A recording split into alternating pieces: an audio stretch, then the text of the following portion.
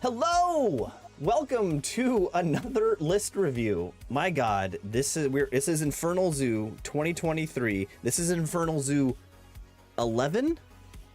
11, yeah. 11 years. 11 years Alex has been running this tournament.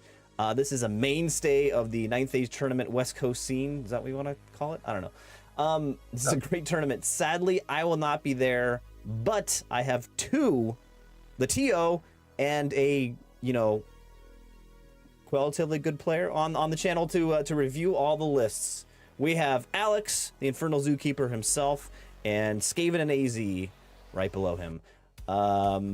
Say hi to the folks, everyone. What up, everyone? Hello. But anyway, to kick this off, Alex, give us a snapshot of this tournament. Anything new this year? What's coming back from previous years? Lay it on me. All right, so the Infernal Zoo, it started out, it was like using those cool giant monsters that Warhammer had, but then we went all full on 9th Age. And so we leaned into that, but we just have some special things that are triggered by Towering Presence. There's like a tertiary objective. We have these cards, so adds a few points you can get even if you're losing the game, which is pretty fun. People bring a lot of themed lists. There's a really heavy hobby aspect to it. I have the War Master and the Hobby Master, two equal awards in my mind, and the Hobby one has more weight on paint and like some story stuff and fun stuff people get into. Henry had like full on face paint and his dice all matched last year. Yeah, he dressed up last year. It was awesome. Yeah. It was awesome. So I really like that part. People have always built things for this tournament, like giant monsters and things just for this tournament because the lists are all different. And I think, especially now, it's been around a lot. People really like the different lists. So it's been going great. Changes this year. I added a new award, like Silken Hammer, which is also an amazing event in the spring. Joel and Joe have just been crushing it with these cool little stock ticker things and stuff. It's super fun. Like in the game outside the game, because there's a few people that tend to just crush it when it needs a bit. Everybody else has got to like go for the scraps. So if you put more scraps up there, everybody has more fun. So I've got this Headhunter challenge. I made this new trophy here. I got this Slayer. So whoever kills, not run down, or not chases off the board, kills the most Towering Presence models in the tournament gets this trophy. So it doesn't matter what your score is. You just got to start racking up those kills, anything with Towering Presence. And that baby is all yours. And it counts for the Hobby Hero points too. If anyone's running a Dragon Slayer, I feel like it's destined to go to that character. But anyway. Well, it's just your player. So whatever you kill, it's not like a character has to do it. Just you just log how many each game, how many people you kill. How many killed too fast. What's that? The Dragon Slayer? Killed too fast in this meta. Yeah, they're pretty feisty. So what else? I changed a couple of the secondary cards. I got rid of the dragon one, and I made the dragon nest on every table. So we've got snacks all tournament long, little dragon eggs. And I placed it with a Call of the Wild, where all the Towering Presence can ambush, even on turn 1, but that's random edge on turn 1. And so it'll be fun.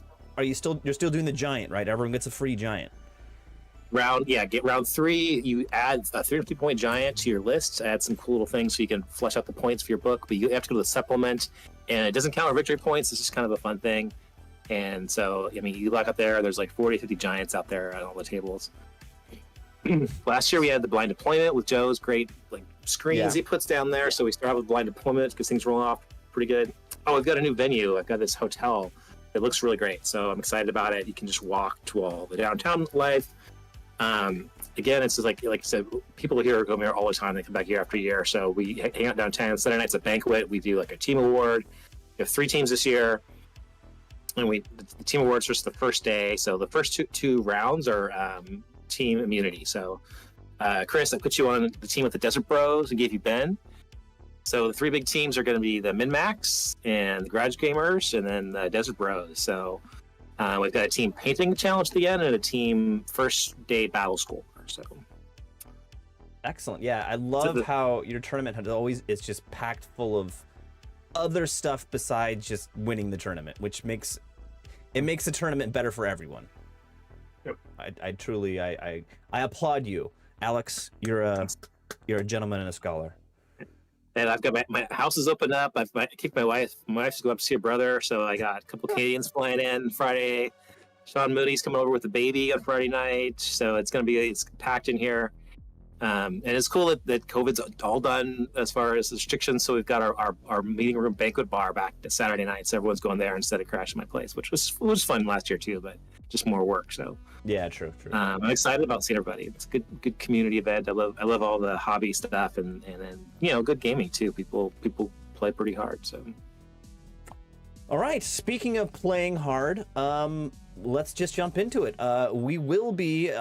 Chris will be recording for us our predictions for first round, and I will be doing a follow-up video, probably a short, the less than a minute long video of our results.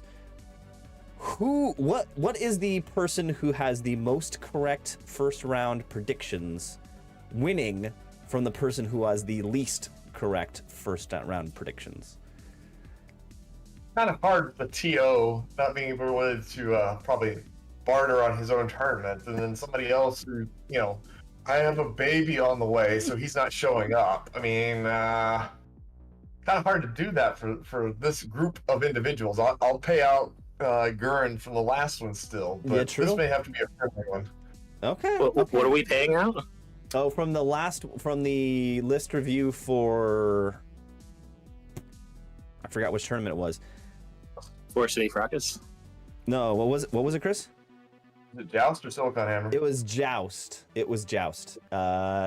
Josh out predicted Chris. And so Chris owes Josh a beer. So he's going to pay out. But, okay, we'll just do a beer. That's one singular beer. Next time we're in the same place, which might be a whole year from now, but it will be paid off eventually. All right. Okay. Pairings. Let's just jump into it. Here we go. Bam. We're going to start with match one. Looks like Mr. Henry, our good friend Henry, Tricky Man, he's changed his handle to, against Tim from Phoenix. I heard a lot of Arizona guys are coming up, which is awesome. Yeah. Good to see all those guys back. I love all those guys. Super fun to see and hang out, and I'm super happy. This is a challenge. Henry found out Tim was coming, and 2 days ago he said, tell Henry, tell Tim he's a scurvilous dog, and I challenged him round one. First of all, I don't even know what that means. It sounds bad. Sounds pretty bad. But Tim's like, what? But yeah, Tim's all for it. So they guys get fired up. Yeah. So it's the only challenge, and it's going to be on table one. I'm sorry, guys. For some reason I can't adjust the text on this app right now, so it's gonna be a little bit of small lettering. Anyone watching on YouTube, I apologize, but bear with me, guys. So Henry's bringing the Ogre Cons. He's got a Mammoth Hunter BSB, a Mammoth Hunter General. The BSB is on a Rock, 2 Shamans Adepts, 1 on Shamanism, 1 on Pyromancy. 11 Tribesmen, 5 Tribesmen, 5 Yetis, 2 single Tigers, Scrappling Trappers, Kin Eater, another Rock with a Hunting Spear. He loves this model, the Supplemental Slave Giant with the Troll Stew Cauldron. He's running also, and then another Slave Giant with an Iron Fist. So that is 1, 2, 3, 4, 5, 6 single models running around, including a Kin Eater and including the Mammoth Hunter on the BSB. Yeah, rack up those kills for the trophy. Yeah, really. And then he's gonna have 3 giants round 3. It's funny. Yeah. Yeah, so that slave giant, the supplemental giant with the Troll Brew Cauldron is a really interesting model piece because it's really great against rank and file. Yeah, it's amazing. That's probably one of the best giants, I think. The Troll Stew. Yeah. After seeing it for a while, and no one really runs it. Like I've only seen Henry run it, which is super interesting. Although the Gatling Gun Empire guy is fucking annoying. So that guy. Yeah. Sorry, language. Earmuffs. Earmuffs. No, I hate the big fan of Suna. I hate him. He is the worst. Yeah. Well, it's like a pretty mobile list. I mean, he's got the ultra dirty magic setup with the ability to go all 3 -1 to wounds. Mm-hmm. So, I mean, a lot of his stuff you're going to be needing, 6s to wound, even if you're strength 6, assuming he's got a magic phase to get it off. And you're right, just the amount of mobility he's got moving around there will really cause problems. But he will have several things that you can frenzy bait. So Yeah. you might be able to pull some of the onion apart by a timely frenzy check, but otherwise pretty standard, pretty solid list. The Yeti block is interesting. Usually you see a few of those. Yeah. 5-man Yetis, and that BSP can join that unit, I think, because he's a Mammoth Hunter. I think. No, he has to give him the upgrade. Never mind, forget that. The Wild Heart, blah, blah, blah, blah, blah, blah. No, anyway. Let's see what Tim is bringing. He's running the Saurian Ancients, which I love. Everyone's dogging the Saurian Ancients right now, but I love them. Not a big list. He's got the Alpha, with Veteran 1 on Alpha. Touch of Greatness. He's got the Anararch, Divination, Ancient Plaque, Forbidden Mastery, Mystifying Mastery. Big block of Tegu Warriors, with 3 Cayman Mentors in there. Yeah, of course. A block of 9 Cayman Warriors out of core with halberds, a Raptor pack, a big block of Tegu Guard, Pterodon Riders, 2x8 Skinks with blowpipes, and chameleons, and then the 3 Stygiosaur pack. This is it's a tough list. The Alpha's got plenty of food on this matchup. Yeah, that Alpha is the That's game. the most I would. The Alpha plus his 2 units with blowpipes is a pretty solid counter to this Ogre Cons list. Yeah, he's gonna say F you to Pyro. Mm-hmm. Way, buddy. 9 Cayman Warriors Alberts. Nice. Oh, with an Enclave too. Okay. I wonder if I can I change the pretty- font size here? No. Never mind. You just And he's got- zoom in on your How do I do that? Shift something. You just zoom in with control and wheel it up. If you just do control and wheel, goes your screen zoom. Resolution. There we go. We did it, folks. Bigger text. That's exactly what I wanted. He's got the Koru Looks Stone good. on the Tegu Guards. Obviously, the Anararch's going in there. I think this is a really good list. He's I been mean, talking about it in the Arizona group for a while and really trying to finesse it a bit. It looks really solid on the surface. I don't know that Tim has played a whole lot lately. Yeah. But I mean, he's that guy that cannot play for a year and pick it up and still walk into a tournament to 4-1. So I mean, it's Tim. It is very blocky. It's not super mobile, but it does have the Stygiosaurs as a ranged threat. It's just those blocks are tough as nails. I mean, he's not running Druidism. He's running Divination, which is, I mean, Know Thy Enemy is still great on any Tegu block. Mm-hmm. But he's using Div to blast away giants and things like that. I mean, in this tournament, Div is definitely a plus lore. Okay, for me, it's coming down to the poison shooting and the Alpha Carnosaur. I gotta give it to Tim. I gotta give it to Tim. I'm sorry, Henry. I love you, Henry, but I gotta give it to Tim. Clean sweep for the Tim then, round 1. Yeah, I gotta go, Tim. That Alpha is gonna have a day. Yeah. Quite a day. Glorious day. Glorious day. Okay. Next pairing. Mr. Gurin versus Papa BRK. I don't know who that is. Ben Kerr. Ben Kerr. Oh, it's Ben Kerr. I haven't seen Ben in a while, man. I'm very jealous of you guys.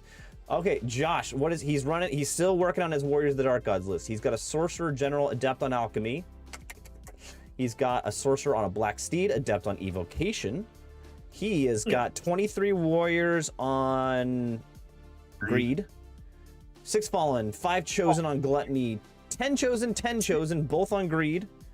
7 Warrior Knights with Lance Gluttony, and then 2x5 Flares. This is very close to his list he really enjoys running. Only Those just knights are trying kinda to new. bring a bunch of things that can get stomped to a monster tournament. Yeah. Just those Chosen. Gosh, come on, man. And those Chosen, but if you, I don't know. Those Chosen can chop down a monster. Those Chosen can chop down a monster. Yes. 55 wounds of Chosen. Yeah, they're good. I'm not denying they're good, but I mean, just can't run away and they get stepped on. That's all I'm saying. True. I mean, it's Yeah, the chosen go first. The thing is, they can go first with the halberds and really do some work, all those attacks. And the knights. It looks pretty good. I think it's pretty Josh-like list is going to run at you. I like his triple chaff, fallen and 2 flares. he actually has chaff. What do you know?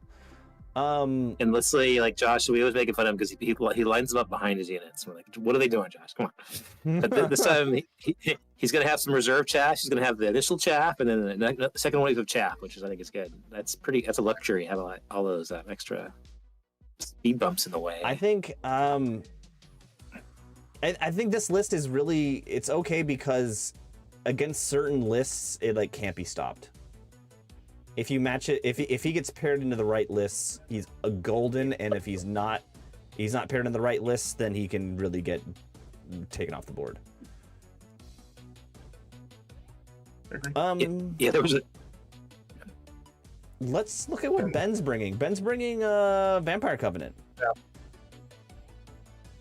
Account General Master on Occultism with a bunch of stuff. Nosferatu. Another courtier, or a courtier on Adept on Shamanism. Nosferatu Mysteries of the Night. Another courtier, Adept on Evocation. Great Weapons Strigoi Bestial Bulk. Well, that's a big boy. 34 ghouls, 29 skeletons, 26 zombies, dire wolves, bats, a block of 7 ghasts, a court, 6 race with the wizard upgrade, and a shrieking horror.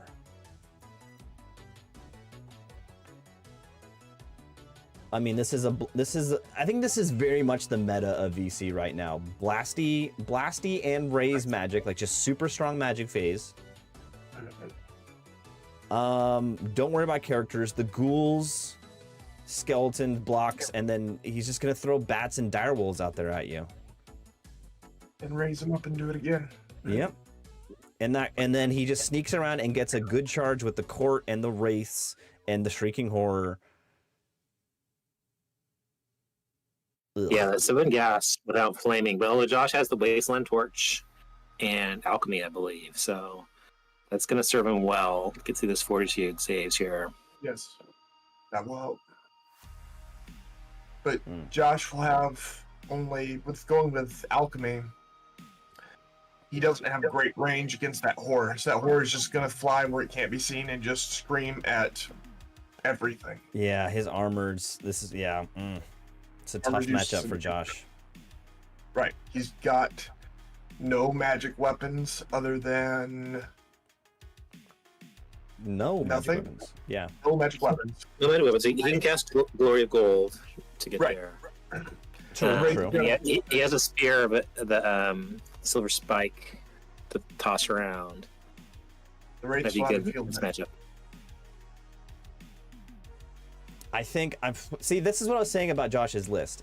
This kind of list where you can bog down the right units, set up a really nice triple counter charge. Josh has a really hard time dealing with it. I mean, granted, you're right. You point out the good point. He does have 3 pieces of chaff now, which might really save him. But I think this is going to be a close fight. But I think I'm going to give it to Ben. I think Ben's a great player, first of all. So is Josh. But Ben knows how to use this VC list. I've never seen. Did Ben just paint this list? I've never seen it. Ben's been running VC for a while. Yeah. Yeah. I just never see it at tournaments, I guess. Speaking of which, Ben is doing a paint for hire service. So if you're interested in painting, you know the name of his Instagram? It's like Ben Paints or something like that. I'll get it in the video description. Don't you worry. But if you guys are looking for a great painter, check that out. But yeah, frequent award-winning painter. Yes, very much. Alex, who do you got to win this one? I gotta go Ben. I think, like you said, there's just too much that Josh can't deal with in this particular list. Chris? Ben. Yeah, clean sweep. Sorry, Josh. We're really playing it close for this challenge at the end. I know. Really. Okay. It's going to come down to some few very key games. Let's see here. Round 3, we have John Lehman versus Kevin. I don't know who Kevin is. Kevin is from Canada, Calgary. He's an awesome guy. I see nice. him every year at the March to War, and he's staying in place. Sweet. Kevin, welcome. Hi, Kevin. Nice. But we know John Lehman, the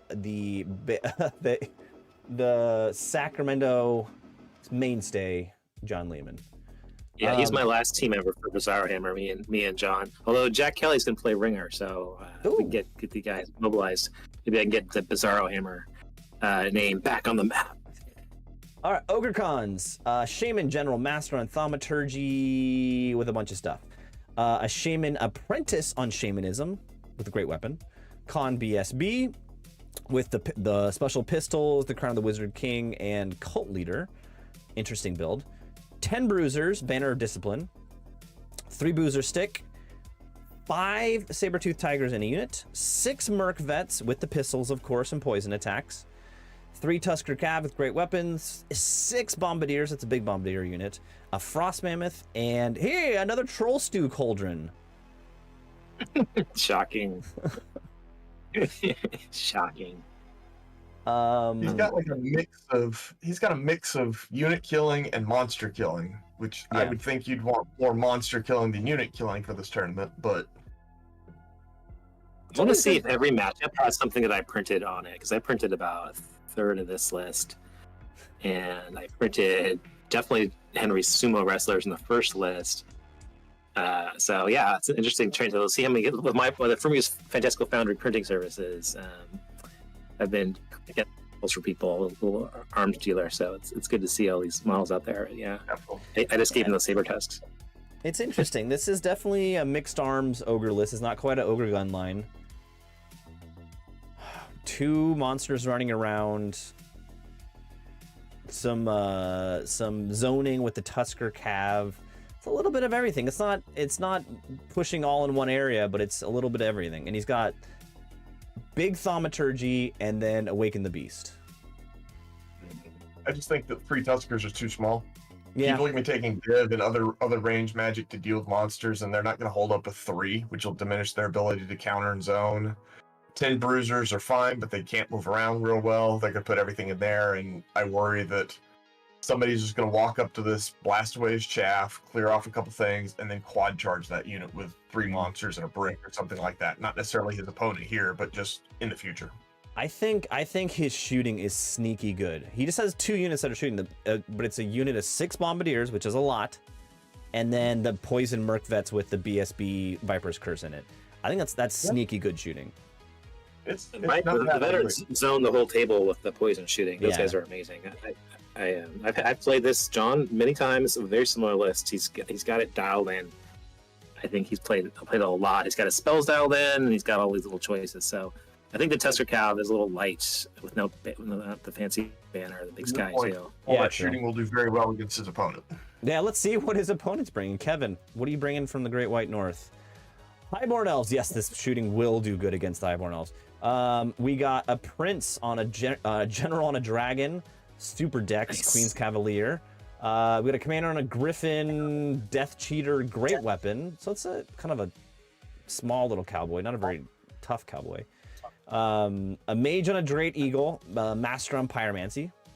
Let's see, 10 Lancers, 2x12 Archers, 2x5 Reavers, 15 Lion Guard, Frost Phoenix with Warden's Bond, Initiate of the Fiery Heart, 2 Lion Chariots, and an Eagle Chaff. This is a great on-theme list. I love it.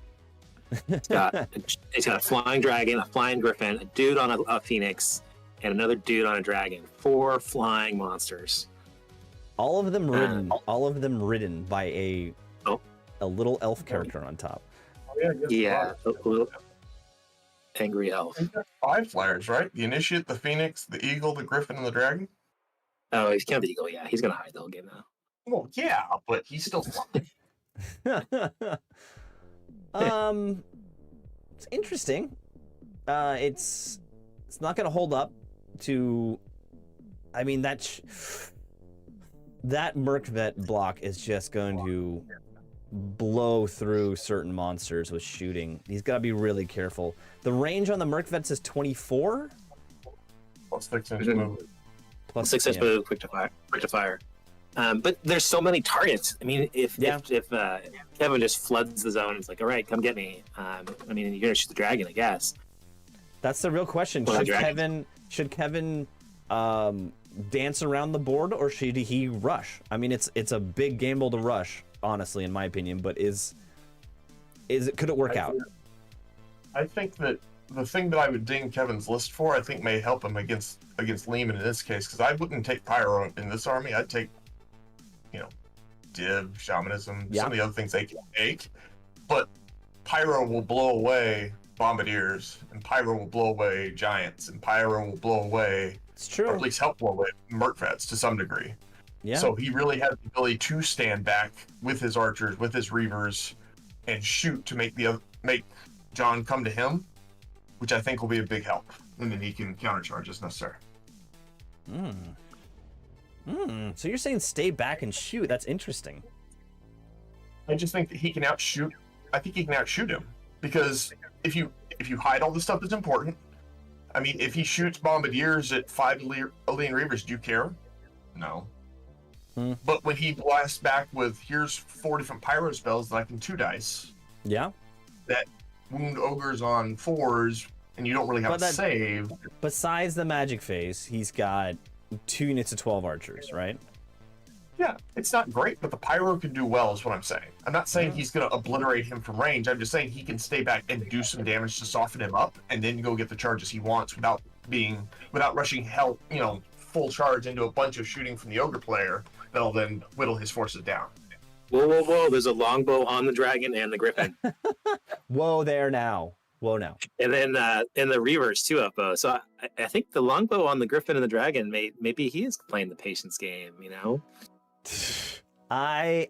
this is my humble opinion, I think Kevin needs to push to win this game, or if he dances around, he could walk away with 8 to 10 points. So I am giving it to John. I think John's got it. Alex? What's the order? We should be in the order, because I'm gonna talk on top of it. I'll go second every time, or do you want to go second, Chris? I don't care. Yeah, I'll go second. Yeah, Alex, go second. Yeah, I'm bad at talking with people. I just don't do this enough. Wait, so, actually, we've completely just forgot to talk about this. What's the deployment in secondary for first round? Oh, okay, so it's blind deployment. That's key, right? So it's blind deployment. So you're going to, and I think it's the 3 keg. So not secure target. Spoils of war. Yeah. So you're gonna have to pick which one you want, line up, and then you pull it up. So frontline clash, you're gonna deployment type. It's also got this fog of war, so the good old valley fog here in the Sacramento Valley. So you can choose to vanguard your towering presence, but they have to take DT tests if you do them.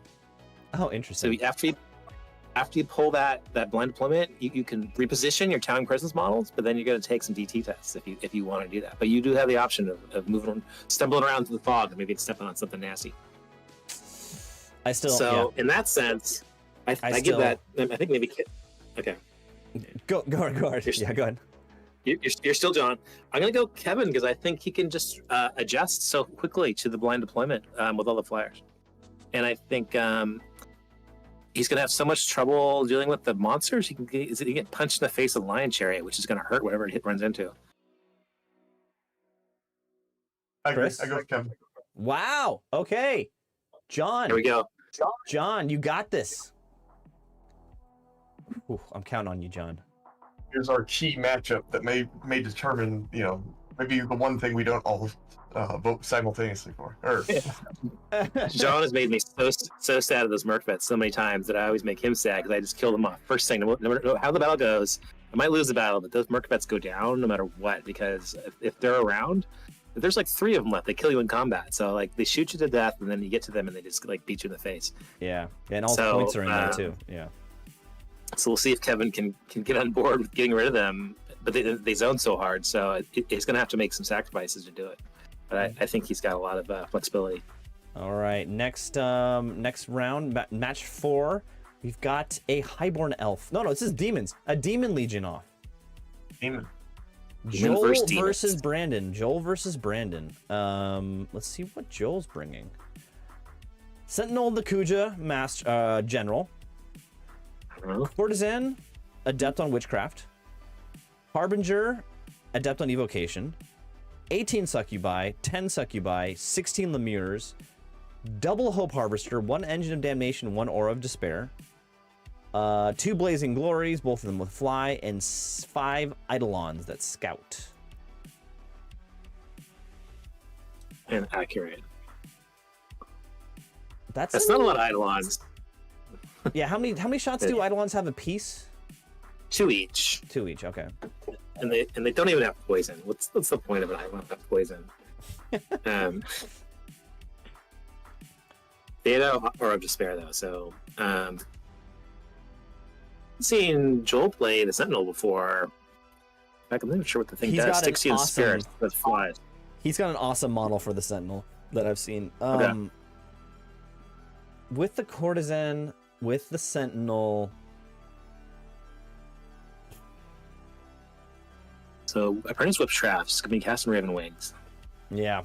And then Evo Harbinger is kind of, I think that's mandatory in Demon lists. It's just too good having the roll a hit, roll to wound. Yeah, especially with demons. What? Tell me what Aura of Despair does again. That's accurate. Oh, okay. All right, so this is pretty shooty. It's pretty shitty. Yeah, Hope Harvester can really dish it out. Hope Harvester with Aura of Despair really puts the pain in. And they're so cheap when you don't make them Engine of Damnation, and they can join a unit, so he's going to camp them in the lemurs, so you can't really target it out as well.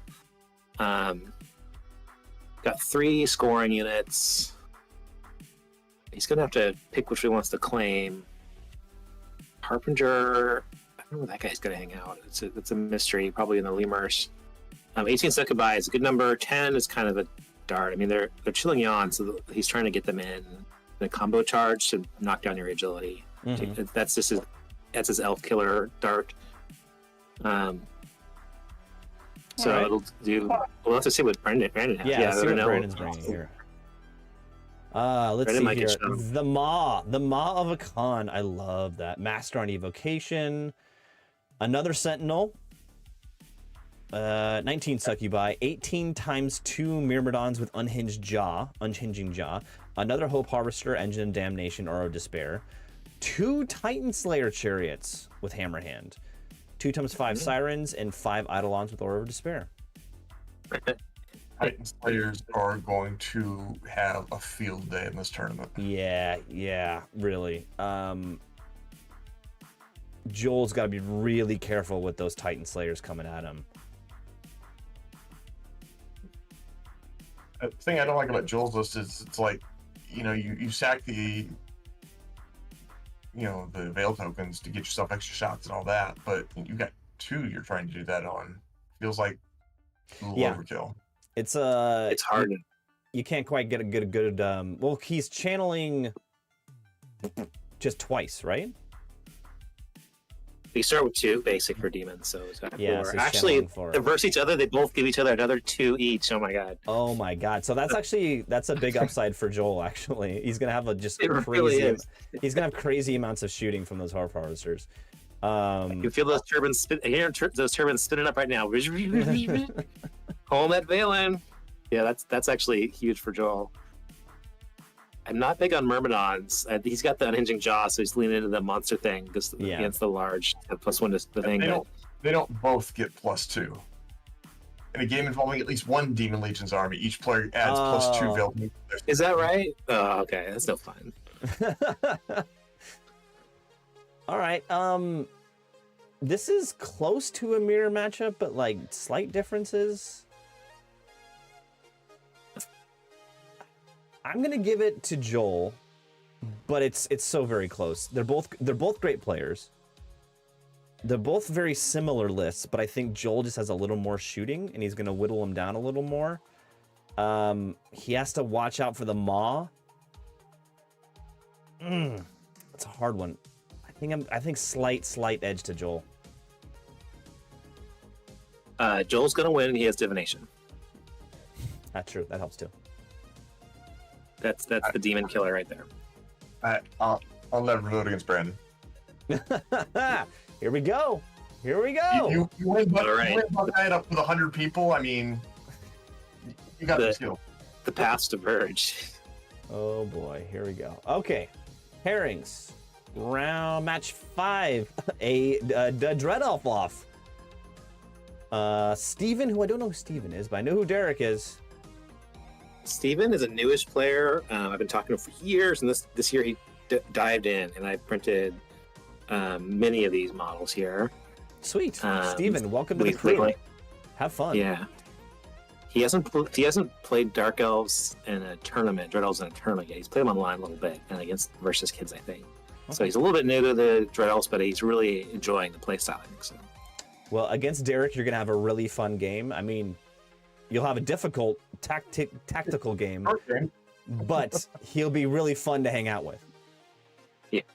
Let's see here, Steven, what are you bringing? Warlock Outcast Master on Witchcraft, a Dread Prince General on a Raptor Chariot with Transcendence, a Temple Exarch on Alchemy BSB, Crippling Frost, 24 Militants, 24 Spears, 2x15 Auxiliaries, 2 units of Harpies, 2 Hunting Chariots, 2 Kraken, and a Dreaded Giant with Dread Mask.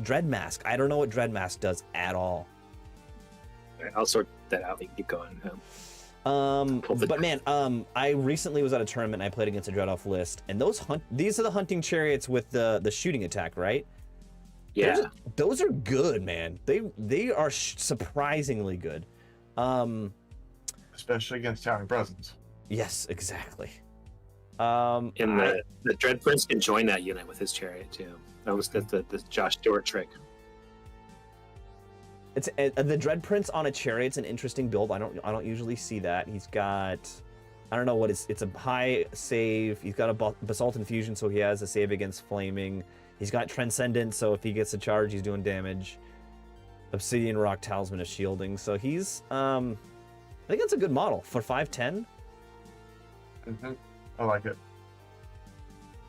Yeah, it's really good. What is Dread Mask? I need to know what Dread Mask does. It's coming up. Like I'm in the downloads, giant supplement, land 9th age, change the 9th age. Okay. I should know these things, right? We don't need to memorize the supplemental giants. That's a little too much to ask for. All right, I got it right here. Dread Mass, devastating charge, distracting, and can cast Twisted Effigy as a bound spell. Interesting. So that's pretty cool. So he wants the charge, and he wants the charge. He's got a bounce spell. That's interesting. Don't you want to get hit as a giant? Yeah, you do. No. I don't know. You don't want to die though. You want to get hit at least. All right. So what is Derek bringing here? Dirt. Oh, here's one more thing. That while in base contact with one or more models, Dreadmass enemy units gain maximize fear test and flee distance. Oh, see, that's actually pretty good. Yeah. That's it. Different. That's the key to the Dreadmass there. Wow, interesting. Yeah. Derek is bringing Temple Exarch Alchemy, Oracle of Doom, Temple Exarch General on Divination. Why is it not telling me what level wizard they are? Temple Exarch, they're added by default. That's all they can be. Okay. Officer BSB, Essence Mithril, blah blah blah. 40 spears, 2x14 militants, 30 judicators, 29 judicators, 2 hunting chariots, 6 black coats, and another dreaded giant with the dread mask, double dread mask. Yeah, it's a thing. Hunting chariots are a mirror match there. Yeah.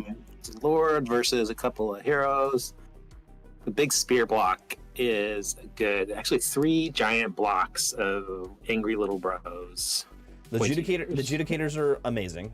A huge block of Dread Elf Spears is amazing, especially when you drop a character or 2 into it. Boy, oh boy, this is an interesting matchup. Steven doesn't have a whole lot to go into big bricks. Yeah, he doesn't. Because even that Dread Prince can't go into 30 Judicators and live. Nothing can go into 30 Judicators and live. Well, Judicators can't walk into 30 auxiliaries and get too far either. Yeah. There's no shooting at all in Derek's list, so I mean he's gonna just run at it full bore. Yeah, he's got the hunting chariots. That's about it. There's not a lot of stuff for the Krakens to dig into either in Derek's list. Yeah, the Krakens don't really have. Besides the giant, they don't really have anyone to go into. But they do. Krakens do straight multi-wounds. It's not a conditional multi-wound, right? I thought it was conditional, but I was thinking like they can do. Can they do multi-wounds into the chariots? let's check it out. It doesn't matter that much. As I said at the beginning of this matchup, Steven, you're going to have a great game, but it's going to be difficult tactical game. So I'm giving this to Derek.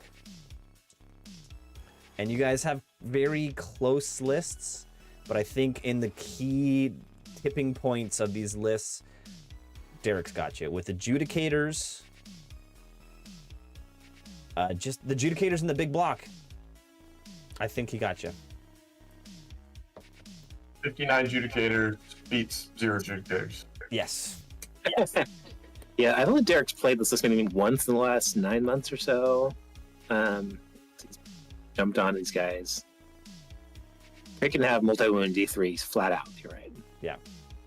His hatred against large is gigantic though, so the hatred but the hatred against large would work against the chariots too. So the Kraken will eat up the chariot pretty good if they don't. I was thinking that they were a target for the Kraken, but they are just 190 point hunting chariots. It's not gonna change anything. Yeah, and they're a lot cheaper than the Kraken.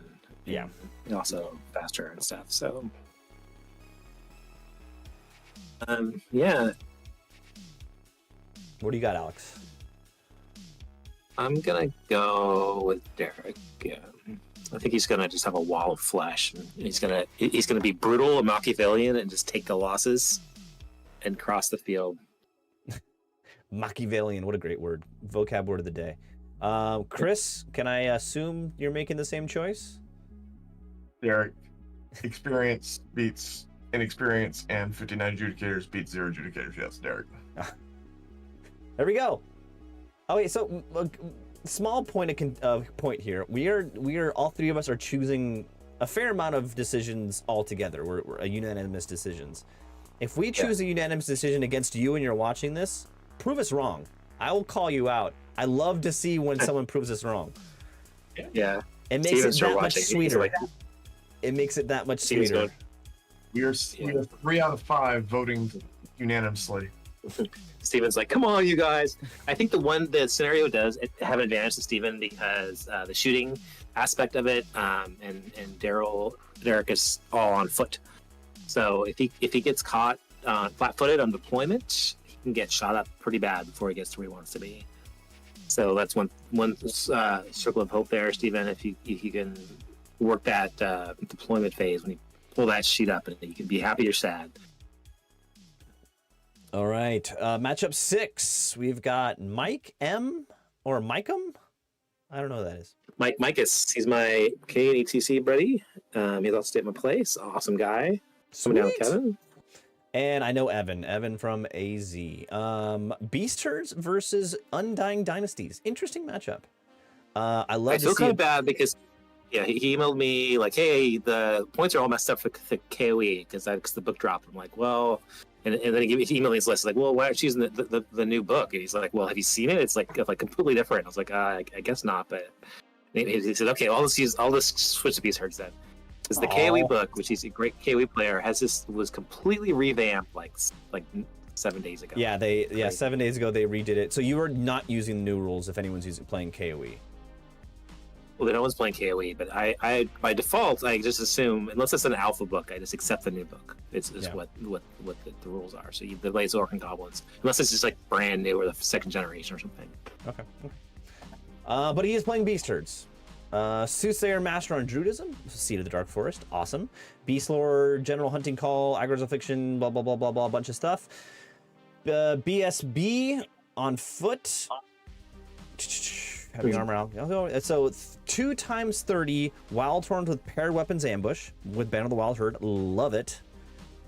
60 Mongrels, 38 Longhorn, big block with Flaming Standard, a Gortak, a Cyclops, a Jabberwock, a Jabberwock.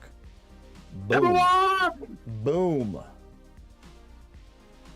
This is a fun list. This is fun. 2 units of 30 guys ambushing. If you play someone, wait, are any characters going with those units? No, none of the characters have ambush. So it's just units of 30 showing off paired weapons. And if your opponent doesn't play that correctly, it can really cause problems. But but what causes another wrinkle in that tactic is these monsters racing down the sides of the board when you're trying to deploy to take care of these 30 ambushing Wildhorns. I think this is a good list. So I'm also gonna throw rocks at you too. Yeah. It's a solid list for this tournament, but he's running into the wrong person. Okay. Evan. Undying Dynasties. A Hierarch, Arc of the Ages, Master on Divination. A Hierarch, Adept on Cosmology. A Pharaoh General with Jackal's Blessing. And Godslayer, of course, but he's on foot. A Tomb Harbinger, Essence of Mithril, Paraor's Heart. 4 chariots, both with Stalker Standard. 20 skeletons, 5 scouts, 2 times 10 archers, 30 Necro Guard with paired weapons, Banner of Speed, a Battle Sphinx, a Dread Sphinx, and why not another Dread Sphinx? I'd like to order 3 toughness 8 models for my round 1 matchup. Boy, oh boy, you're right. This is a Mike. This is a horrible matchup for you. I apologize.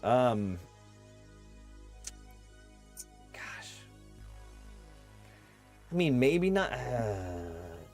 This you go up against this list, and you're looking at those 2 units of 30 ambushing Wildhorns. Do you just rank them up 5 wide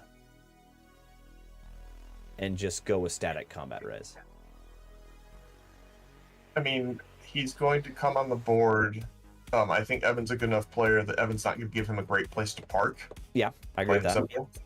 And then he's going to come on the board and get charged by a Sphinx and maybe tear it off. I mean, he doesn't have the downside to those Wildhorns is there's no Banner Discipline. Yeah. So 1 times 7. I think definitely the play for this Beast Herd player for Mike is to not ambush them. Agreed. I was gonna say that same thing. Yeah. If he does ambush them, he loses them though. That's.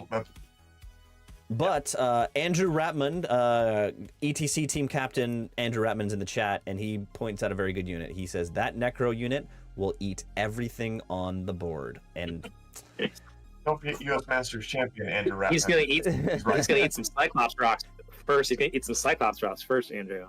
Yeah, that's what's gonna happen. Those rocks are gonna land there. Yeah, for sure. For sure, he's gotta aim those rocks at the Necro Guard. Yeah, he's gotta.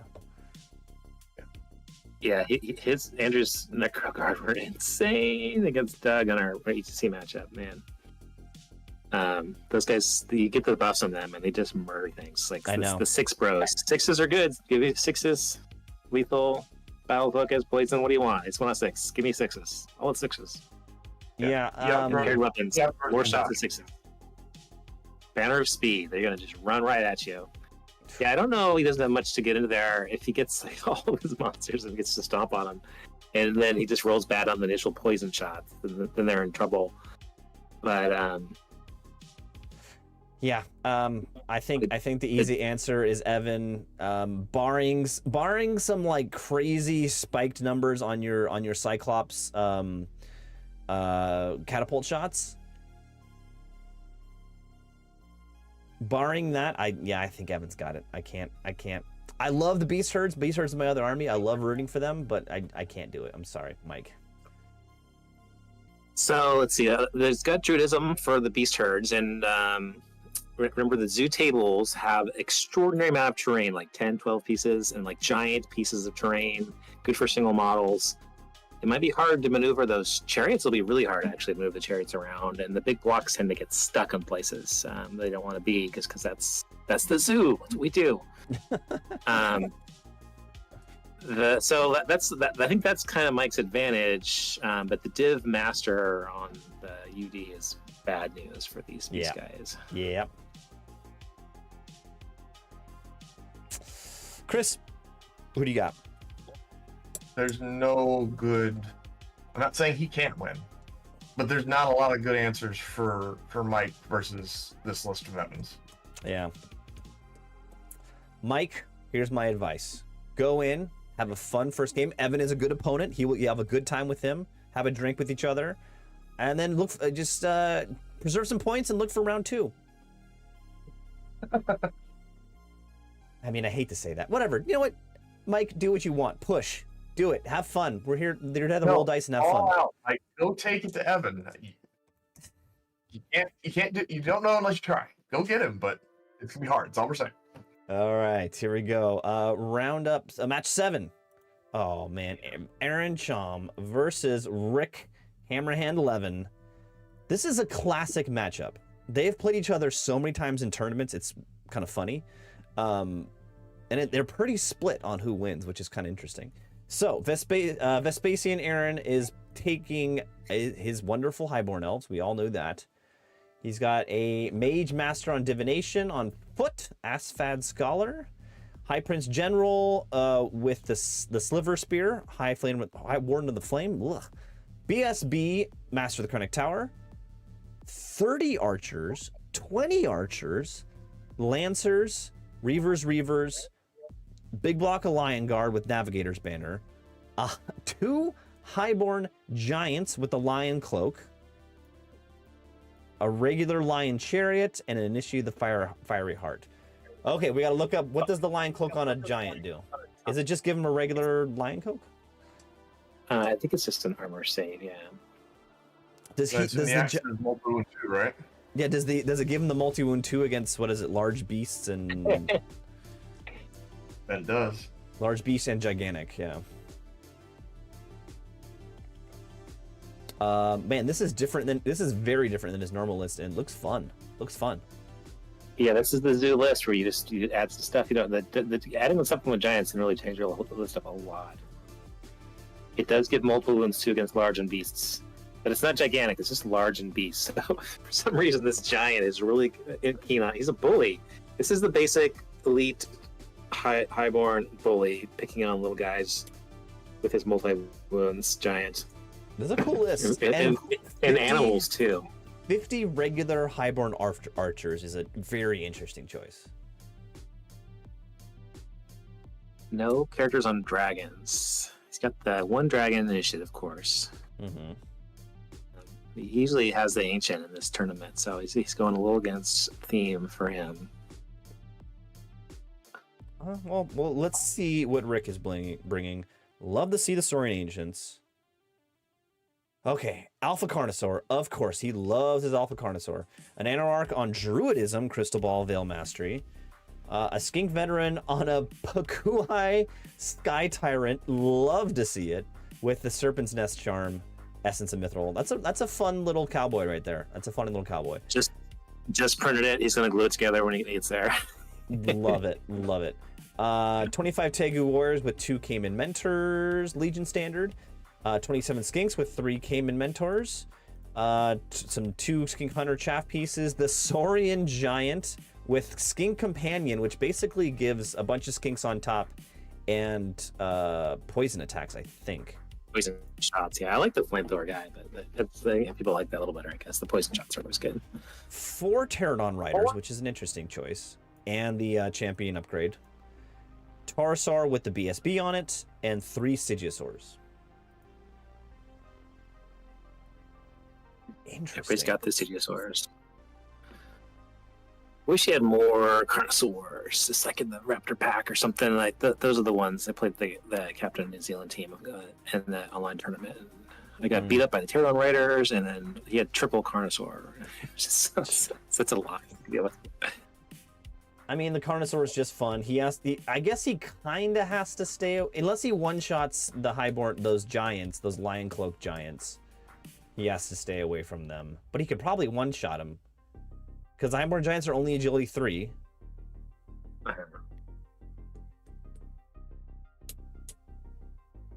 Oh, he'll crush those things, because even if it takes another round, but I think he'd probably get in one turn. I mean, if he doesn't one-shot him, he's in trouble, because they do get multi-wound 2 against gigantic, so... Yeah, and he so spikes... they don't get little... It's not gigantic, it's just large. Read the last word. Large. Oh, and cavalry... Oh, 2 against large and beast, large and cavalry, gigantic. Okay, it does get gigantic. Yeah, okay. yeah, it's against gigantic. Cool. It's just like a regular white lion. Yeah. Or lion guard axe, yeah.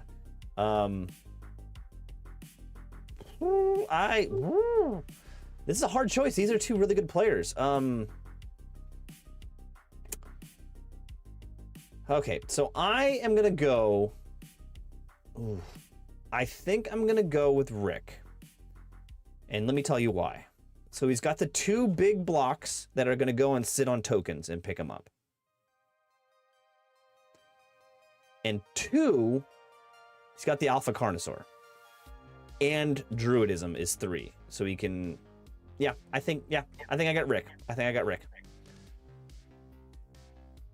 think Rick as well. I think he's gonna...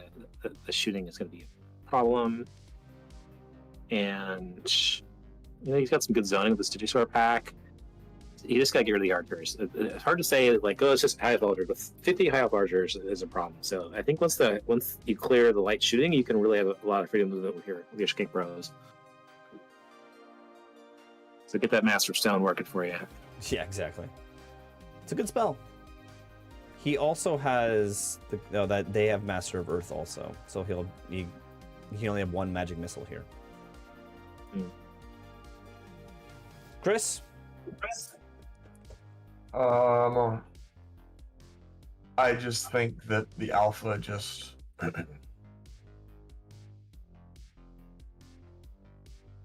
If he doesn't Aaron's die... gonna try and blast him with Div and with Fireball and everything else, but he's just gonna keep getting raised back up from that Archmage, and he's just gonna run across and do what he does.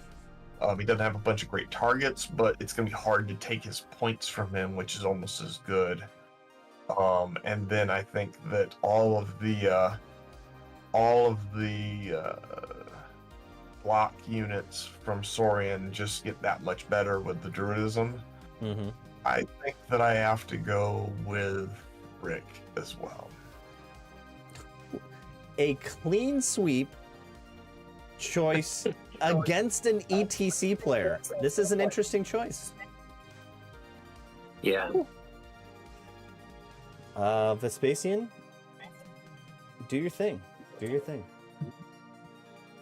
All right, let's see here. Matchup 8. Sean Mooney, Beast Herds, running his Lover Beast Herds against Zach. Zach, who's Zach?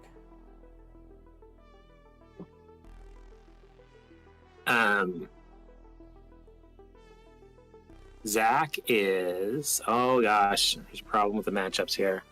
That is an interclub match. Oh. Uh-oh. Because I didn't flag. Hold on. I'm going to have to switch one. We're going to do it live, so it's all fair.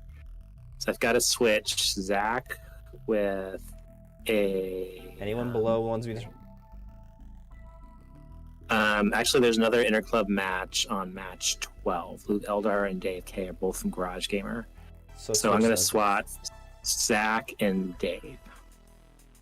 Okay. Go ahead and let me know when it's done, and then I will refresh my new recruit. I got to go to pairings. Oh, I heard Ben makes a good point in the chat. Is Sean still Sacramento? Yeah.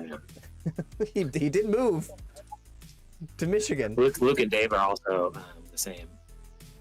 True. All right, let me know when it's done.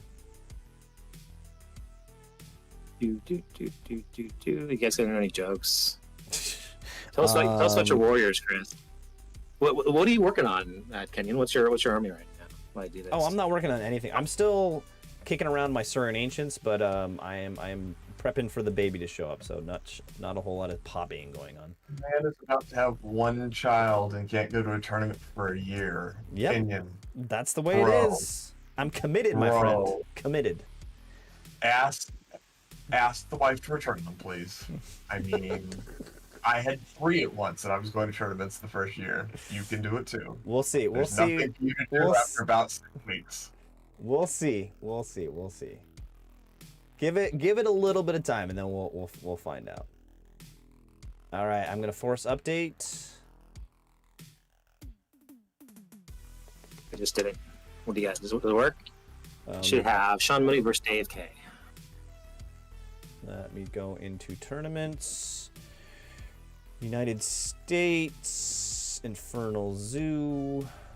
I can't get in the pairings. Yep, gotta republish. Oh, I gotta go back to republish. Yeah. Manage. Ongoing. There we go. All right, we are moving down Can you to let- match right, H. but- We're good. We're good. Okay. Match H, Sean Mooney versus Dave. Here we go. Sean with the Beast Herds. Okay, let's see. He's got the Beast Lord, Ambush Beast Lord. Destiny's Call, Paired Weapon, Touch of Greatness, Crystal Ball, Crown of the Wizard King. A Chief BSB Ambush on foot. A Soothsayer Ambush on foot, Adept on Druidism. 35 Mongol Raiders with Ambush and Spears. 3 Raiding Chariots. 15 Wildhorn Ambush. 24 Longhorn Ambush. 23 Longhorn Ambush. A Razor Tusk Chariot, a Briar Beast, triple Cyclops, and a Jabberwock. Obviously, Well, this Cyclops is... illegal in red states, actually. What was that? It's a blue state. Oh. Triple Cyclops is illegal in red states, so you sneak it in here, California. Obviously, a super ambush list. That's 1, 2, 3, 4 blocks ambushing with all of his characters in there. And then triple Cyclops throwing rocks, a Briar Beast running around, Razor Tusk Chariot, and a Jabberwock just causing problems. So, I like the list. Ambush lists are fun, but they're just... what I have come to learn using them is that if you're playing a highly skilled player, they can easily screw all your plans.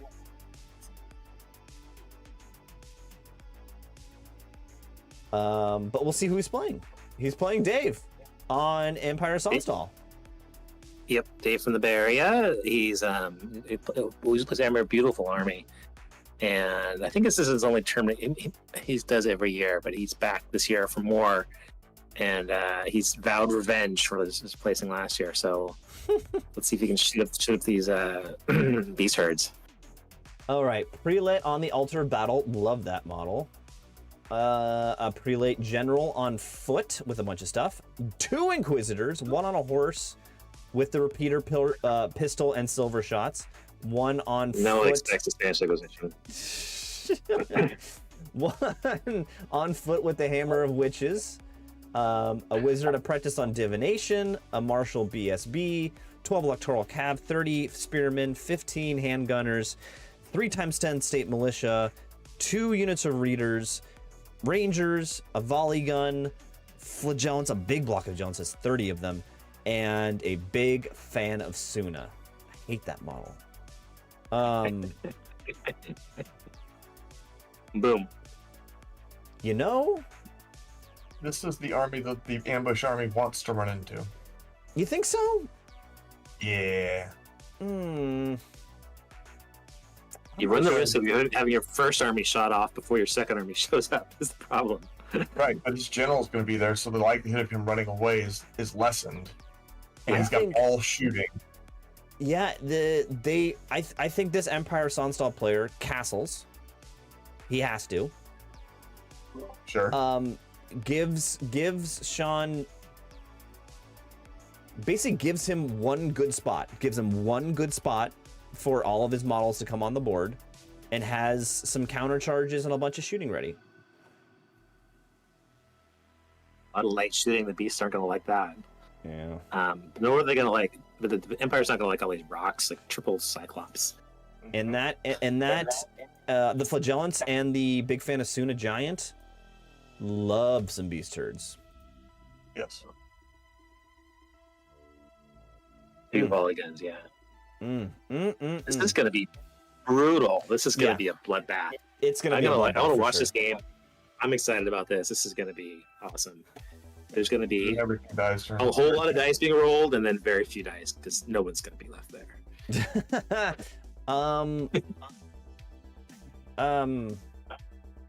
I know Sean's a really good player, so I'm having a hard time voting against him. And shooting is always goes the way of the dice, and dice can go the wrong way. So oh man, I'm gonna say Sean, slim to Sean, because I love the beast herds against my better judgment.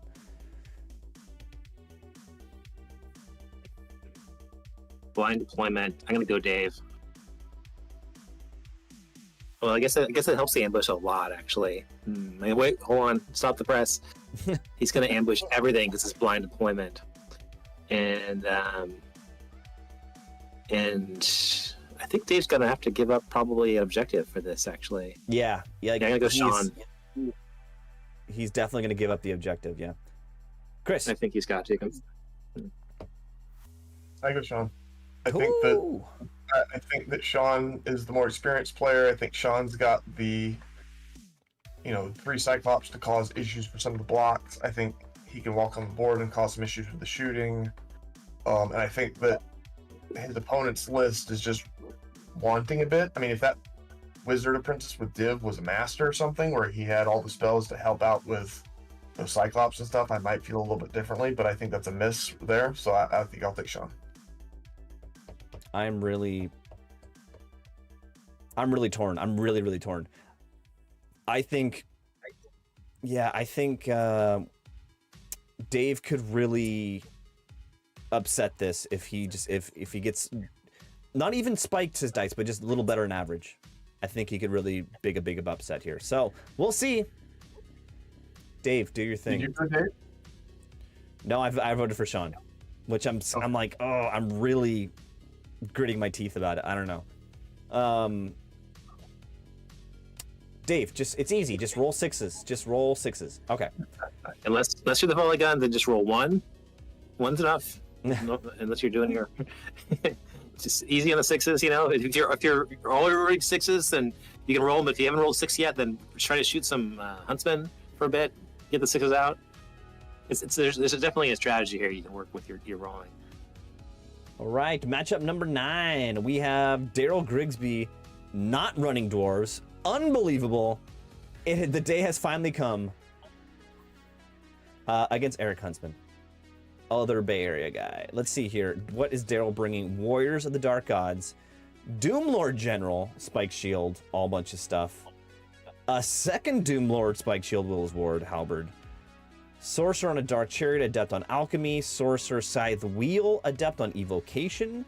24 Warriors on Greed. 5 Fallen, 7 Forsworn. I'm assuming both of the Doomlords will go in there. Double Forsaken 1.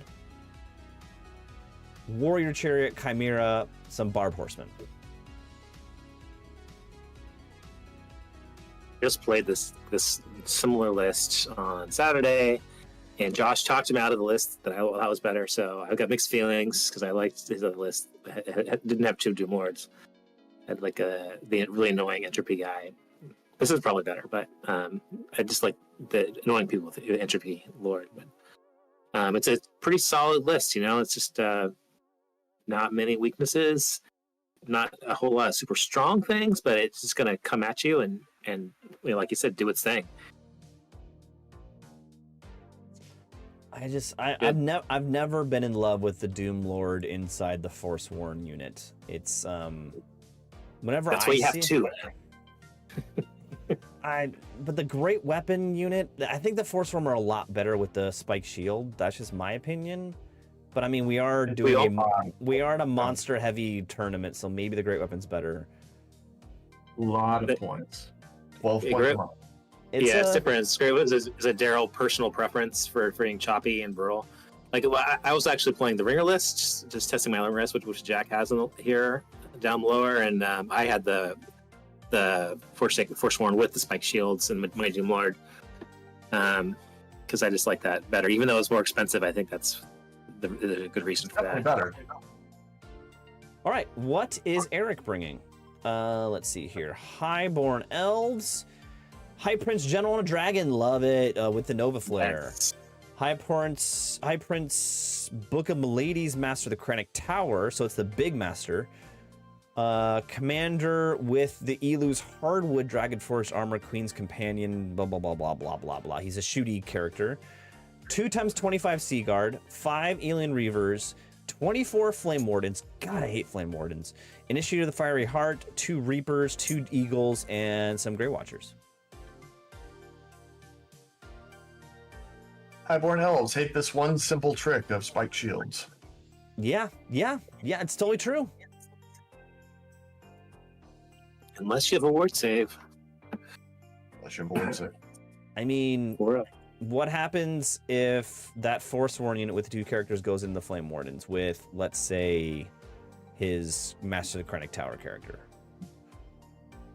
The Flame Wardens chop them up You think because so? there's no. They don't have spike shields. They have great weapons. Yeah. So the Flames go first, the AP one, so they have a 4 armor save, and yeah, I think the Flame Lords win that. The Doom Lords, there's 2 of them, but if he spikes on his I mean, if he spikes on his save, the dragon is going into that fight if it's going to happen, because you've got to kill off the characters to be able to break the unit since they're bodyguard. Yeah.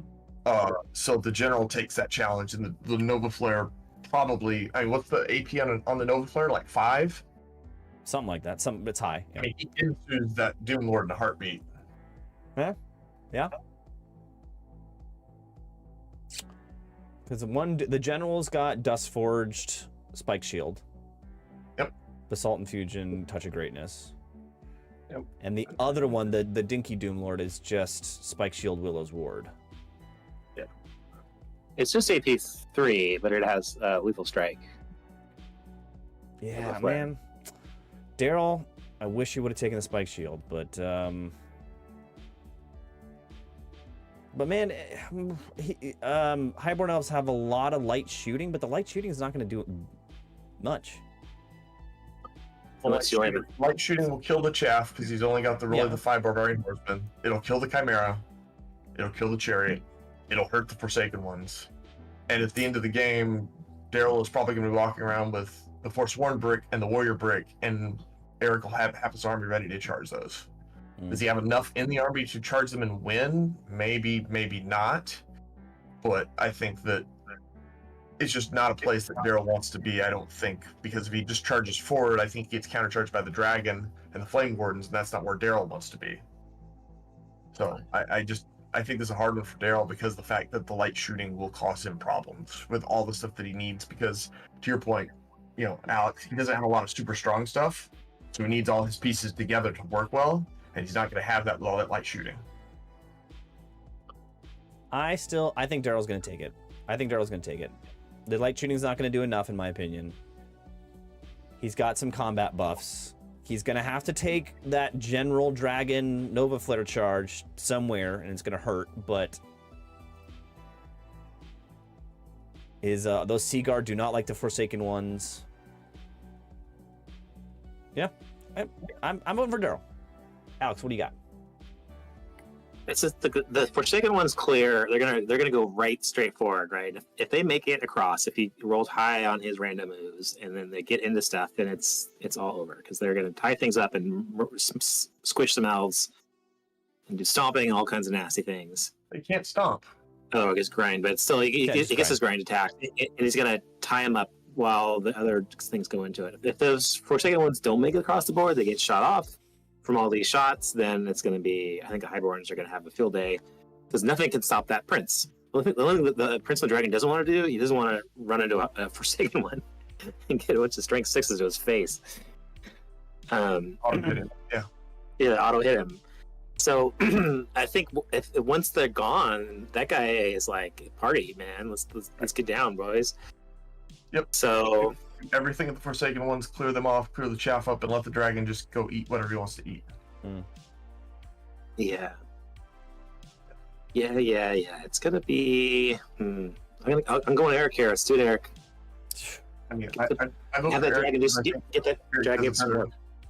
Eric's got a good list set up against Darrell, and Darrell plays dwarves, so. Come on, Darrell. Come on, Darrell. You can do this, Darrell. I believe in you. You're not playing dwarves for the first time in a tournament forever. This is your time to shine.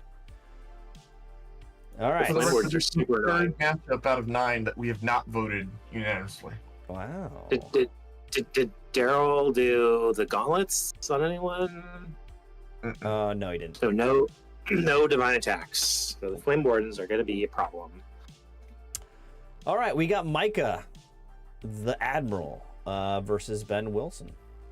Let's see here. Micah, Warrior's the Dark God for Micah. Different, veering off his normal armies. Sorcerer, Veilwalker on a War Dais, Occultism, Master, Doomlord, General, Hellforged Armor, Death Cheater, Halberd, Kingslayer, Ledger of Souls. So that's not Spike Shield. That's interesting.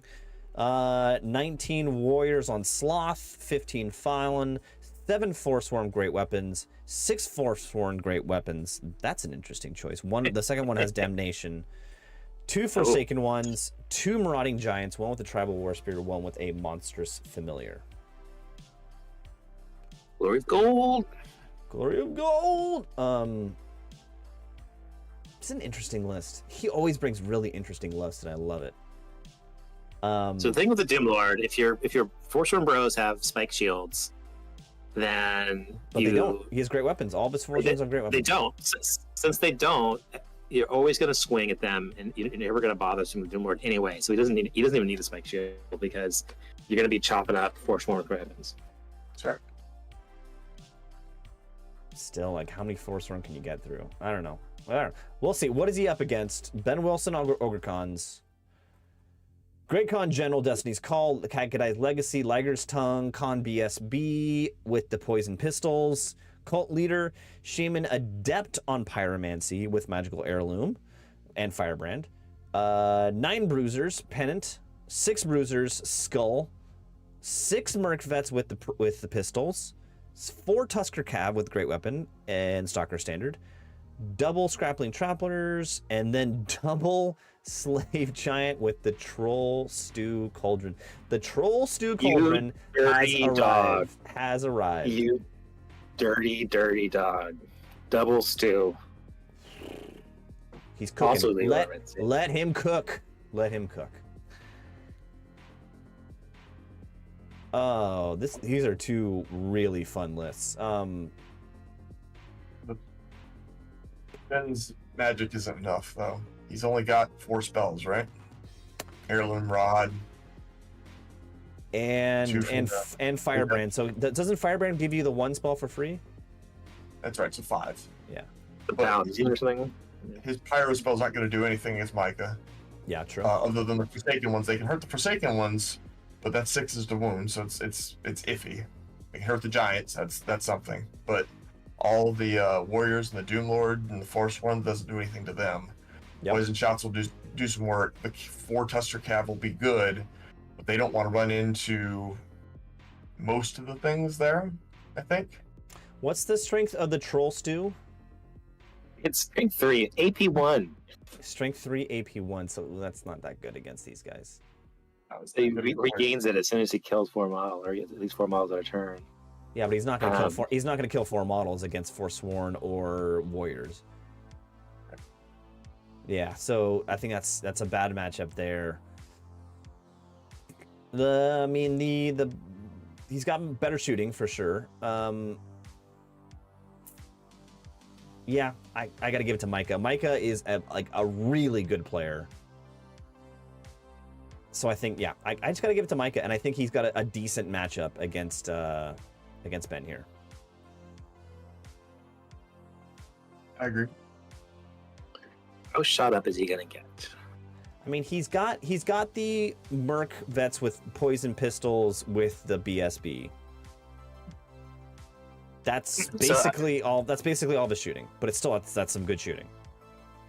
Here's your challenge, guys. Blind deployment. Both of you put both your paired giants right in the middle, in the center of the board, and blind deployment, and just lift it up and have those two pairs of giants go after each other. Just That's what I want to see. Just beat on each other. Yeah, right in the middle. Lift that thing up and go. I mean, the War Spirit guy goes first though, because you're -1 if you charge. Yeah, Or they go Simo, at least. The other guy's just got a familiar. Yeah, and then also with the secondary, Micah's gonna walk up with those Forsworn units and just pick up tokens. Yeah. Are damnation scoring? No, if they die, they're not scoring. They're scoring No. until they. Yeah. 3 scoring. Yeah, Micah's gonna get 2 of those, but then he doesn't really want to camp out on them. I guess he's gonna pick it up and walk at you. The problem is the Forsworn with the great weapons, they just generally don't make it to the end because they're just a little bit off. They're only res 4 and 3 of armor save, and they go last. Yeah. So with occultism, monsters. The monsters familiar giant gives you the choices between Glory of Gold, something else, and something else, right? Lord Gold, Hellfire, or Breath of Corruption. yeah, breath is pretty good. Yeah. There's not much armor in. Hellfire is the choice there. Yeah. If he wants to, because I mean, between Occult and Hellfire and all the other stuff, he can really put out some offensive magic. He's offensive magic, but then when he's in combat, he could also drop that Aegis save on a Forsworn unit, and that will be really helpful. Right. Yeah. Yeah. Alex, what do you got? I'm going. Gosh, I want to say those mercs are going to do some work, but I have to go Micah. Yeah, clean sweep, Micah. Clean sweep. Let's see here. Where were we? Match 11, Chris Hines versus Stepfan. Chris, go through your list. I have an ancestor as 9 attacks, strength 7. Good stuff. Doom Lord with the magical flaming divine stuff. 2 adepts, alchemy and evo. Bunch of barbarians. Bunch of fallen. 7 Forsworn with great weapon and the wasteland torch. 2 elders because we like elders, and another 5 warhounds. So 4 pieces of chaff. 2 breaks that'll be 1 break that's an anvil, 1 break that's killy, and then 3 really angry monsters running around that'll do a lot of strength 6 or strength 7 attacks. Yeah, and you did talk to me before the list that your general is actually the ancestor, Yeah, not the Doom. the FDA is the ancestor, not the Yeah. Doom Lord. The big guy should be the general. It just makes sense. Yeah, this is just beat stick. This is just straight beat stick. I'm going to run at you and I'm going to kill things. Let's see what you're That's up all against. it's Like I wish I had more commentary on your list, but there's nothing more to say than beat stick. Stepfan is bringing Sylvan Elves, the first Sylvan Elf list. Druidism, Master on Druidism. Forest Prince with some sort of shooty bow. And Pathfinder. Oh, it's a Pathfinder general. Interesting. Chieftain BSB with another bow. Dryad Ancient, he's the general on Druidism. 2x12 archers, 2x5 heath hunters, 10 dryads, 5 wild huntsmen, 2x12 forest rangers, 2x7 blade dancers, 2 eagles, 2x7 sentinels, and then a unit of 5 pathfinders. So this is I think Stepfan has a chance against you if his shooting spikes. Unfortunately, he has nothing that can stand up to you in combat. He does not even get close to you in combat. He is going to dance like he's never danced before.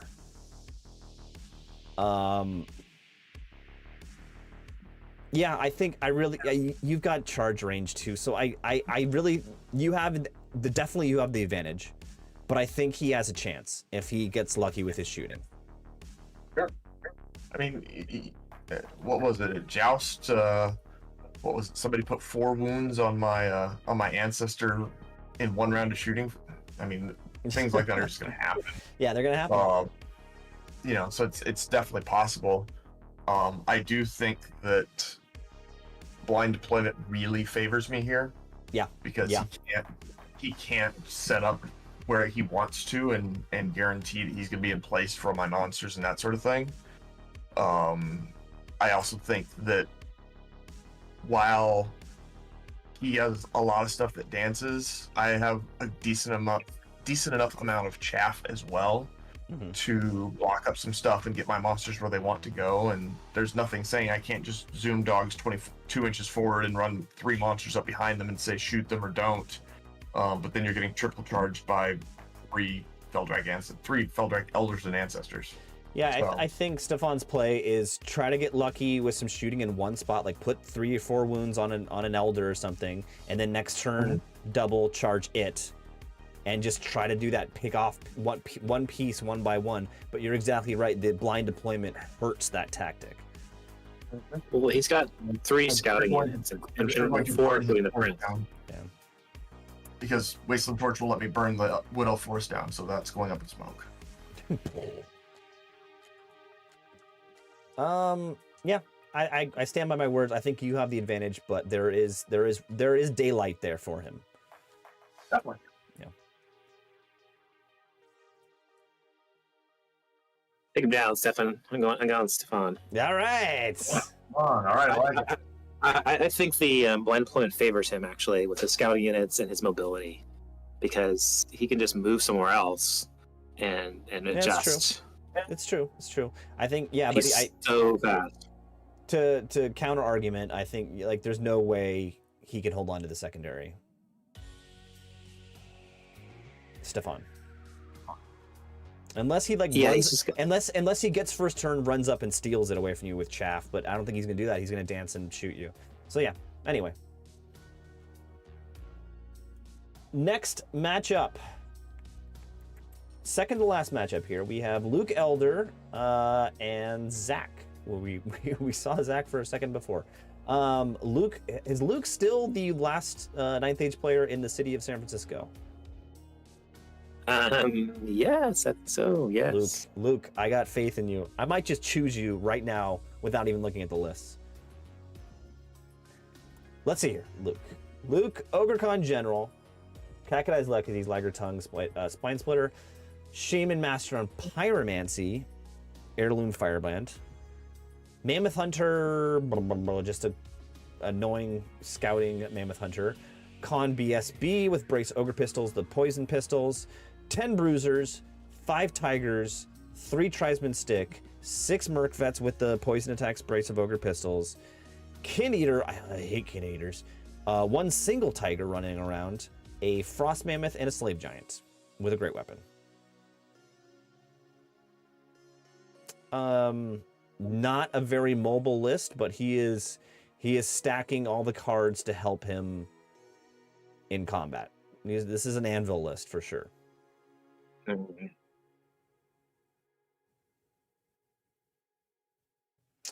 And of just the 6 Merc Vets with poison shots in the character, it's just it can take units off the board. Yeah, all the ogre lists have that same build, right? Yeah. It's good. And then the Firebrand Shaman, the Master Shaman Firebrand. Interesting. Is it a master? Oh, so he's got 5 plus the. Did he have the heirloom? Wait, what am I looking at? Master, Pyromancy, Firebrand, Heirloom. That's 6 spells. He's got the deck. He chooses one Pyromancy spell he doesn't want to take, and everything else is in his pocket. He gets them all, right? Because he's got the heirloom. Oh no! What does the heirloom give him when he has Heirloom Firebrand? just gives him the higher hereditary spell. That's what I was trying to say. Oh, right. Okay. Yeah. Okay. So he's up against some brand new ONG Zach list. An Iron Orc Loner on a Wyvern, good model, pretty good model. Orc Warlord General, shield on foot with the Crown of the Wizard King. Orc Shaman on a Chariot, adept on Shamanism, with a bunch of stuff. A Goblin Demagogue on a Beastie, which is basically a little cowboy chaff piece.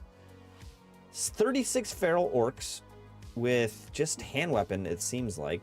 I don't know what the big boss pole does, though.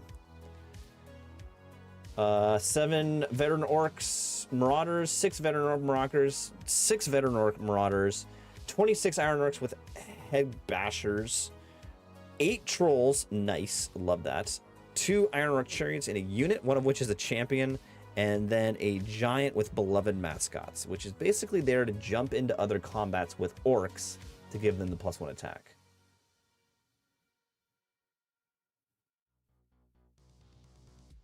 Wizard Master Pyro is going to do very well. Yep, I agree with that.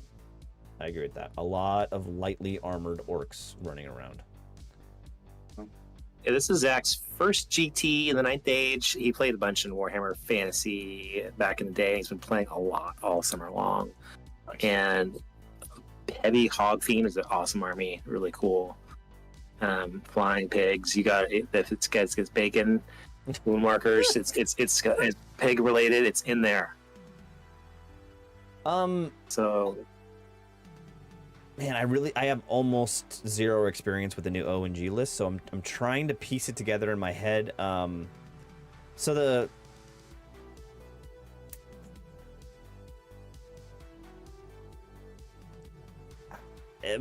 both lists are gonna fight in the middle. The Merc vets are gonna blow off, I think, probably these Marauder units one by one. The chariots, probably. And the chariots too, yeah. Luke's got double -1 to wound. So the feral orcs, the orc strength is not a strength versus the magic. Yeah, with the triple -1 to wound, plus the frost mammoth sitting behind the line. He walks up, sticks his toe on 2 of the tokens. I don't know. Yeah, I don't know how Zach gets through that. I don't know. I think I gotta vote Luke here.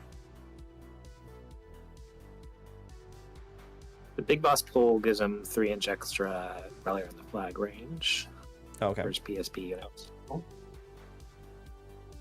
I don't think he has an answer to those Merc vets. No. He does have a troll toll though. 8 trolls. Trolls are awesome. So he's going to get a lot of attacks. If he goes those Merc vets, he's going to fail a lot of saves and get a lot of attacks back. He has the new rule of the troll. So if you do a wound to them and unsaved wounds, they get an attack again. So they have to roll to hit and things. And this is a low weapon skill on low weapon skill. So and the trolls are just 3, I think. But ogres versus orcs. So the orcs are going to get a chance to do some hitting probably. Yeah. It's gonna be a beatdown. It's gonna be a little bit of shooting with the Merc vets shooting orc stuff on the way in, and then just to kind of a little bit of a slog in the middle of the board. I mean, Zach just can't let flaming swords go off. Yeah, that's true.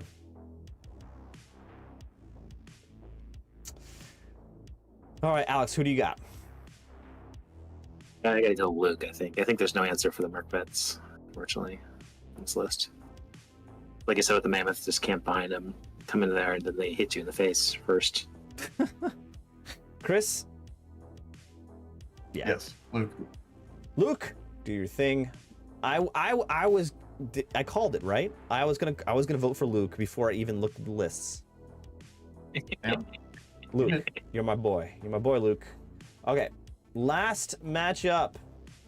Mr. James Starr versus Jack the Ringer. Yeah. All right. Ring to it. Ringer? Jack the Ringer. That's a great name. I'm gonna coin that from now on. Jack the Ringer. I call him Simple Jack, but he gets really mad. So. James is going back to his Vampire Covenant. He played some Empire Stormstall for a long time. He's got the Vampire Covenant General on a steed, Master on Evocation, Vampire Count, that's what I was trying to say. Vampire Count, Evocation, True Thirst, Unholy Tome, Von Karsten, Eternal Duelist. This guy just likes to kill things. That's his only character. Mm-hmm. 51 Skeletons, Legion Standard, 50 Zombies, Dire Wolves, Bats, 13 Bear Knights, so big block there, with the Black Standard of Zag. Then he's got the 10 race with the champion raise, and then 10 race without the champion, and then double horror. So he's a master and basically an adept out of the wraiths. So it's 6 spells. 7 because you got the Dead Rise from Vampire. Dead Rise, yes, 7. Yeah. He's got this Anvil Barrow Knight with his character in it unit, plus 2 Shrieking Horror monsters running around, plus the 2 Wraith units causing problems. 1 character. Very different from VC. But man, that Vampire Count character with True Thirst in a Barrow Knight unit, if they get into combat, they will never go away. They will always be there. I learned that the hard way a few times. Oh boy. The Army of Darkness right here. I think it's a great list. I think this is a fantastic list. We'll see what Jack's bringing. Doomlord General, Spike Shield, blah, blah, blah, blah. Immortal Gauntlets. Sorcerer Battle Shrine, Adept on Alchemy. Chosen Lord on a War Dice. Ooh, yeah. On, what is that? Greed. Tropic Aura, so no magic weapons, no magic armor. Oh, see that. So this is the ringer list. So this is my list, and this is what I'm working on maybe as a Back to Warriors thing. So I can go through it if you want. Go through it. Yeah, so the Doom Lord with the Spike Shield, the Dust Forge, which I like that with Chris because you just get all those attacks. He's gonna hang out in Forsworn with Spike Shields. So you got to get Spike Shields if you want to swing at anybody in that build up. And there's not a lot of Forsworn, so he ends up eventually getting into the Doom Lord. Sorcerer of Battle Shrine, so Book of Arcane Mastery was got 3 spells there on Alchemy. Can't take the Hereditary though, but the Battle Shrine will give him maybe Evo. And Chosen Lord with Entropy, and he's got it's Greed. So he's also got a 5 up Aegis save. And so he can hang out in the Warriors with their Flaming Standard and maybe get rerolled a hit from the Alchemy, rerolled a wound, I mean. So it's a good setup for the Entropy Aura where he's going to turn off all your shit. Your shit don't work. So that's pretty nasty. Characters are going to avoid this guy because he's just annoying and they can't do their fun tricks you had planned in your head. He's got to hang out in the 14 Greed Warriors, which is not a lot, but there's double shrines in this list. So the Warriors are going to look big because there's going to be a Battle Shrine there and the War Dais, so it's going to look like a big block. Not a lot of wounds.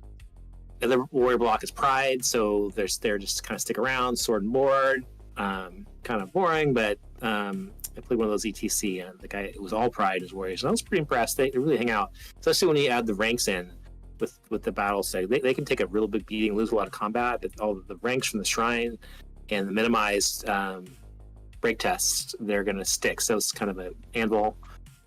Small block of Forsworn with Spike Shields because they're the 2 of armor save. Maybe Alchemy can get them up there to the 1 up if you're lucky and really work that Spike Shield. Double Chosen Chariots. Those guys do work.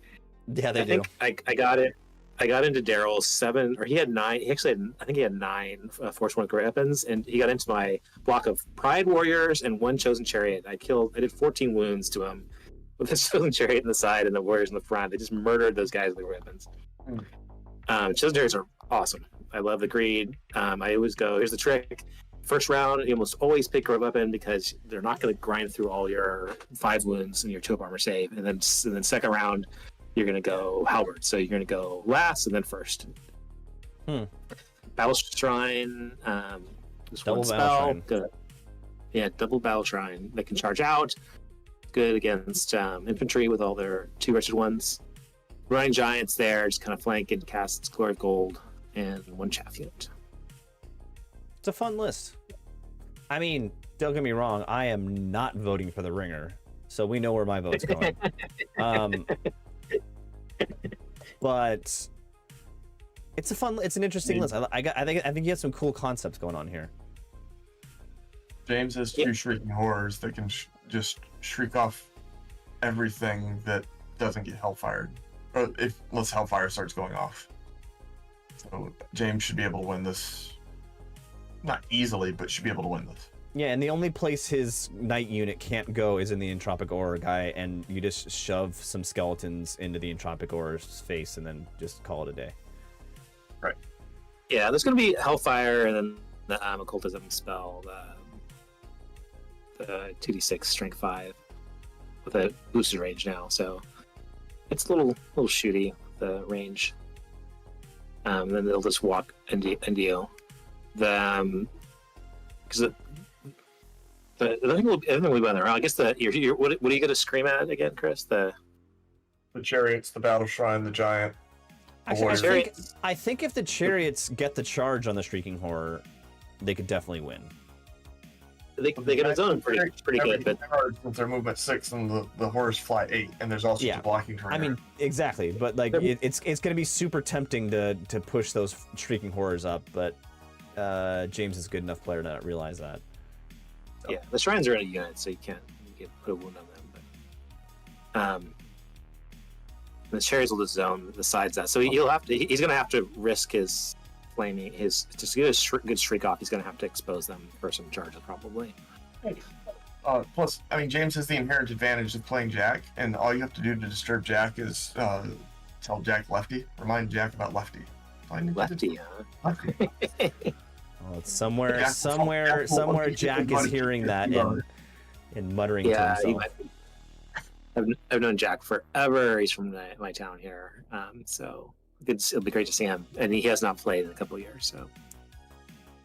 Good dude. Very good dude. Show up, roll some dice, has some drinks.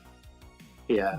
Well, also, I think I was gonna maybe see if I could trick you guys, but clearly it's not happening. But the ringer literally cannot win in Alex tournaments. If you're playing the ringer, you get 10 points off of that.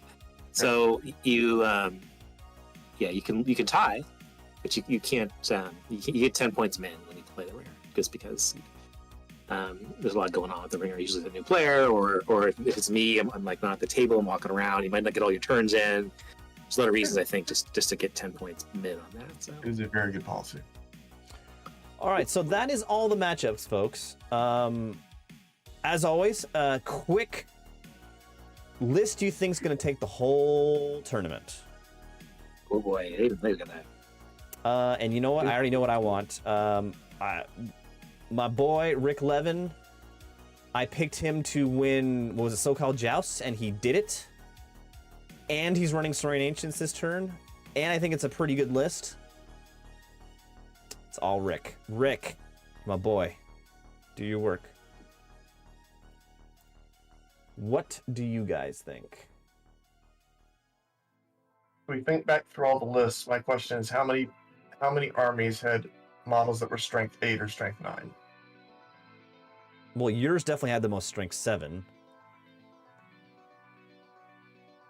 I don't think anybody had strength 8 or strength 9, right? No, I don't think so. There's one of Darrell's Doomlords had something like that. No, because Doomlord's to cap at 7 with a great weapon, right? Well, both of his Doomlords had Spike Shield anyway. Yeah. But you can have a Spike Shield and a great weapon. Oh yeah, you can have the great weapon. Yeah, right. My bad. Yeah. I'll vote for Evan. Evan. Because Sphinx ruins everybody's day. Where's Evan? Where are you? There it is. You know, that's a pretty good choice. Evan's a good player. Triple Sphinx. You know, there's no cannons. There's not a single cannon in this army, in these lists. I think that's a solid choice. That's a solid choice. Alex, what are you thinking? I have 3 people in mind. I think Tim wins games no matter what. He's good at math. He cranks in his head. That's what I had a discussion with my Canadian friends about who makes a good player, and people that just inherently can calculate out a combat by looking at it in their head. He's that guy. But it was him, and then Micah, who also just wins games. Yep. His list is a little boring. I don't know if he's gonna win big, all the time. It's pretty standard, but I'm gonna go with Joel Baccio. I think that demon list is gonna wreck face. I think divination on the Sentinel, and he's gonna shoot these poor monsters up, and then Succubi are just super annoying against the rest of your army. And 2 double blazing glory. Yeah, he's just gonna machine gun those Hope Harvesters. I think it'd be fun. It's a solid choice, and Joel's a really great player too. So he's won the zoo before with Scourge, though.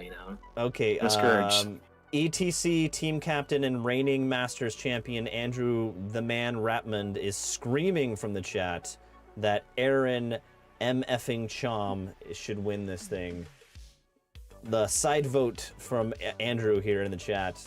We will see. We will see. You already hedging your bet after you declared him the winner? Come on. That's question for Ratman is, does this have sway on Chom being on ETC USA for 2023? Yeah, is there a lot of writing on this? Yeah, I don't know. Aaron, you hear that? Aaron was supposed to join us later on, but I don't think he's gonna make it. But you hear that? You hear it here first. Aaron, you win the tournament, you're into ETC. I'm saying it right now. I don't care what Andrew says. Man, there's so many young kids in the players these days. I think there's about 4 people that were going to come that couldn't because of their babies involved. And yeah, Aaron's got a couple of young kids. I think in about 10 years, if they can keep that page going, there's going to be this huge crop of people that want to play like their dad. A lot of my friends now are playing because their dad was a big nerd and made them play these games. So it's really interesting to see what happens with these people as the kids get older and get pulled into our world. Yeah. Take Chris's advice. Come do 9th Age tournaments even though you have kids. You can do it. I'm gonna try my best. Chris. Mine'll be 9 soon, so they're getting to that age where I can start doing what you were just talking about, Alex. Mine, so that'll be a lot of fun to do. My one kid is a mini me, and he will just grab onto this game and love it. So looking forward to that. That'll be really exciting. Usually they are, because once they're in the teens, they want to go be with their friends and they play off. But you get them young, and you like when they're 9 to 10, you play and they hang out, and then they go do their thing. And then when they come back, when they're like in college, 18 or 19, then they come back to the things they miss about their childhood. And this will be one of those things they remember playing games with their dad. So, I don't know if they're going to be. Hopefully down the road. Remember when we used to have like young blood trophies for like the young yeah. Like at tournaments, like the younger players would have their own trophy. Man, I would love to see that come back and like get a just a surge of new younger players. It'd be awesome. Yeah. That's everything. Hey, if you're still watching, you know the deal. Please like and subscribe. Glory of Golden State Gaming. Hit that subscribe button. If you also want to subscribe, hit the Skaven and AZ subscribe button. He's a fun guy to listen to. Even though you haven't done a video in a while, Chris, come on now. There's no channel, dude. It's dead. It's gone. It's dead? It's gone. Nope, purged. Oh, damn. I have retired. Damn. Various reasons behind that, so it's, nothing crazy, but there's no channel for you to subscribe to anymore. Ah. Whoa. You heard it here first. This is like the news channel here at the end of this list review. Well, I'm sad to hear that. And then also plug if you need any modeling needs. Frumious Fantastical Foundry is your guy. People ask me, are you still around? I am, because I'm busy just printing out. I don't advertise at all. I don't do any of that stuff. I'm as busy as I want to be, and I love doing entire army projects for people and just seeing them on the field. Yeah. So I like working with people, getting the scale right, all the things that you need out of 3D printing. That I do. Just like I do all of my 3D printing through Frumious for Fantastical Forage, and it's just I haven't painted any of them, so that doesn't count. But they're all here. Yeah. They're all here. Nice.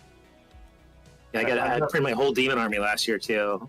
It flew with me to Europe and back for singles. Andrew's, I did most of Andrew's Tomb Kings actually too, and they made it all the way there. They look beautiful, and it's a really great looking army. Yeah, hear that? Andrew in the chat says, "I need models, Alex." So, yeah, we'll